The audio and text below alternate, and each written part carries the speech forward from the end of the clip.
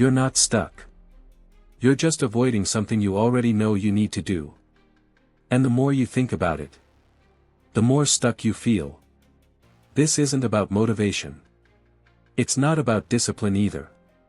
It's about something deeper. Something most people never realize. In the next few minutes, you'll understand exactly why you feel stuck. And how to break out of it, starting today. Let's get into it. How do you get out of a motivation slump? First, understand this. A lack of motivation is not a character flaw. It's your body's way of telling you something isn't right. And the only way out is to act. Choose gentle resets. Make small choices that remind your brain and your body that you're paying attention to your own needs. You don't need a big, heroic gesture. You need one small, real movement. Let's start now. 1. Change your environment. A new environment can shift your energy. So do the smallest thing possible to change what's around you. Open a window. Step outside for 2 minutes. Move to a different room. Or rearrange something, even if it's just moving a chair. A subtle change in your surroundings signals to your brain that something new is possible. And that alone can break the cycle of stagnation. 2. Do the smallest thing possible. You don't need to run a mile or clean the entire kitchen. Put on a pair of socks. Rinse one plate. When you're in a slump, even small steps feel overwhelming.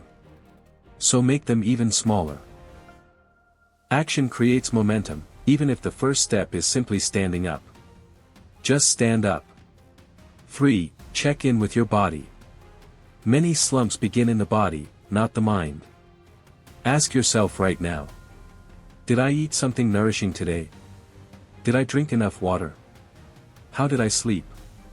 Do I need a stretch, a nap, or a short walk? Pay attention to what your body is trying to tell you. Then act, drink a glass of water or step outside for 5 minutes. Small acts of care signal safety to your brain. And safety is the foundation for any progress. 4. Focus on the process, not the outcome. Forget the finish line for a moment. Instead of pressuring yourself to complete something perfectly, focus on what you're doing right now. Don't write the entire report, write one sentence at a time. Don't build a business from scratch, make one call. Results are a consequence.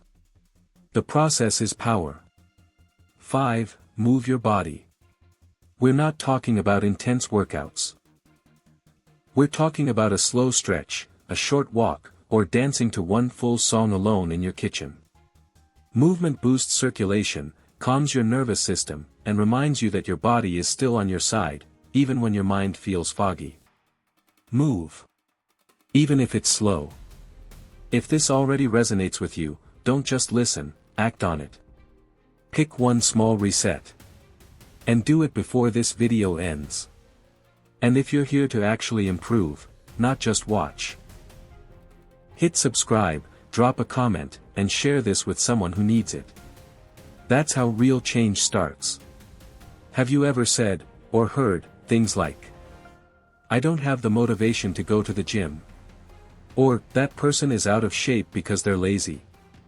This kind of thinking reflects one of the biggest problems people face when dealing with obstacles, the failure to take full responsibility. Saying you lack motivation is easy. But the truth is, that often hides something deeper. A failure to examine why that thing actually matters to you. A lack of motivation also reveals something else. You don't fully understand how motivation really works. There are 3 core psychological needs that create intrinsic motivation: competence, autonomy, and belonging. When those 3 are met, motivation shows up naturally.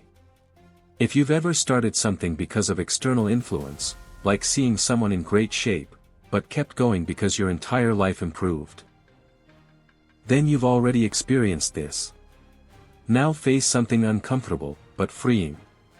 You believe you have a specific purpose. You just haven't found it yet.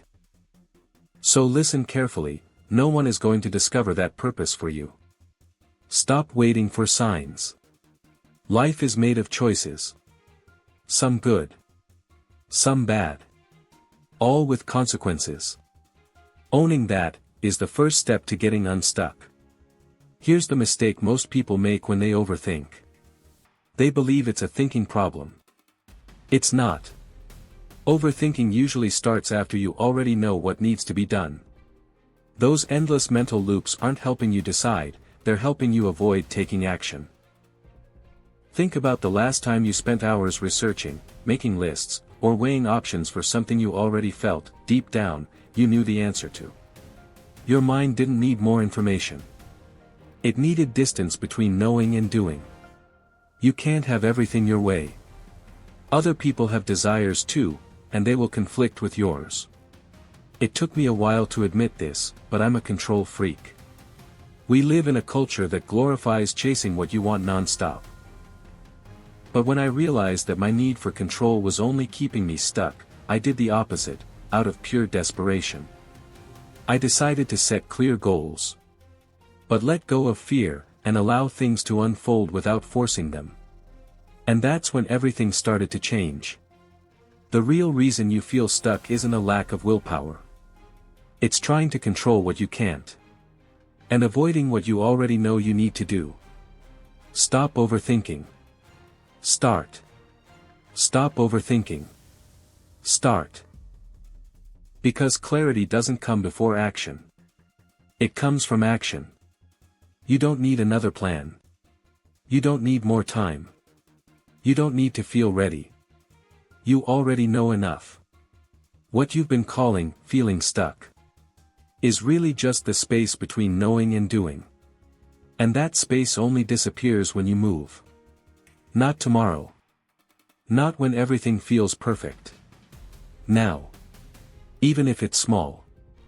Even if it's messy. Even if it's uncomfortable. Do it anyway. Because every time you act, you send a signal to yourself. I'm not stuck. I'm moving. And that changes everything. If this message hit you, don't just watch, use it. Pick one small thing you've been avoiding. And do it right after this video ends. No overthinking. No delay. Just one step. And if you're serious about getting unstuck and improving your life quietly, consistently, subscribe to the channel. This is quiet improvement. No noise. No hype. Just real change, one step at a time. You don't need to have it all figured out. You just need to begin. I'll see you in the next one.